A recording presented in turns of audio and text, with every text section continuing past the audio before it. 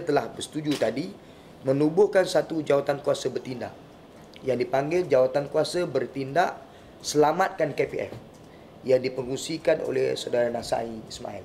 Dia mempengusikan jawatan kuasa ini dan kita akan menjemput pemegang-pemegang saham ini untuk satu majlis pertemuan pada 21 hari bulan ini di Kelab Sultan Sulaiman pada jam 3 petang.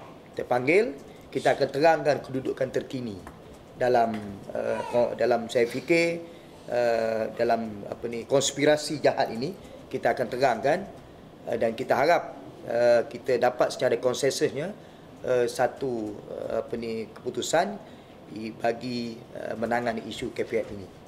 Dan salah satu kemuncak sebab mereka akan buat mesyuarat agung ini pada 27 Disember.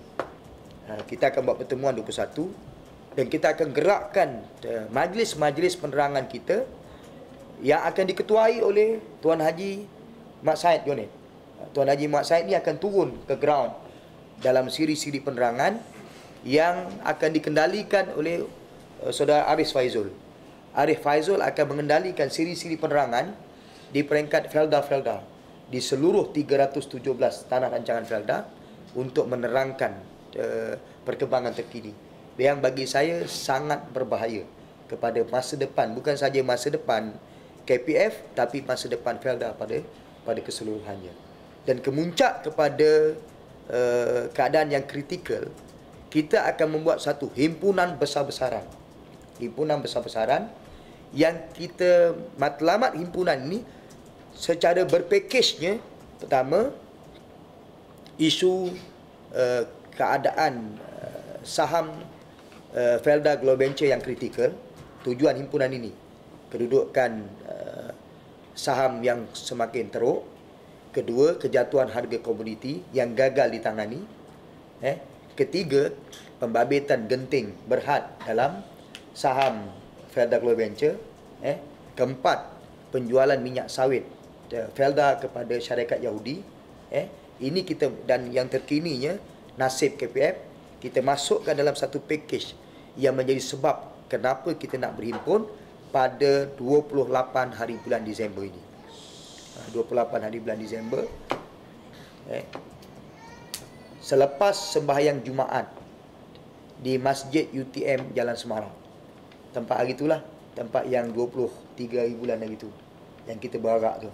Kita akan himpun sekurang-kurangnya 30,000. Bukan lagi warga Felda saja. Kerana isu ini adalah menjadi isu nasional. Sama macam isu NFC, sama macam isu Skopin. Kita akan gerakkan kombinasi kita dengan NGO-NGO yang lain.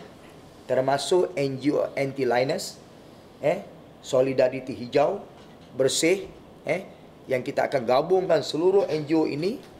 Kita akan buat himpunan, saya anggap ini himpunan terbesar dalam sejarah Felda. 30,000 sekurang-kurangnya. Kita akan berarak selepas sembahyang Jumaat dan kita akan berada di pintu utama Ibu Pejabat Felda Jalan Semarak, dan kita akan serahkan satu memorandum. Yang memorandum ini kita minta Tan Sri Isa Samad yang terima, tidak ada orang lain. Kalau mereka hantar wakil, kita tak akan serah. Bukan saja tak serah, kita buat keputusan tadi, selagi Isa Samad tak terima memorandum, kita akan berkemah di situ. Seminggu-seminggulah kat situ. Maknanya kita akan tidur berkemah, masak dekat situ. Bukan sekadar itu, antara gimmick kita daripada keadaan yang wujud, kita akan longgokkan sekurang-kurangnya setengah tan buah kelapa sawit di situ, di depan Ibu Pejabat Felda. Selagi mana Isa Samad secara gentle, secara jantan terima memorandum kita sebagai satu pertanggungjawaban terhadap apa yang saya anggap sebagai satu krisis paling buruk dalam sejarah Felda yang membabitkan 1.6 juta warga Felda. Dan barang diingat, komoditi kelapa sawit menjadi penyumbang utama kepada pendapatan negara selain daripada minyak. Dan sumbangan itu datangnya sebahagian besar daripada Felda.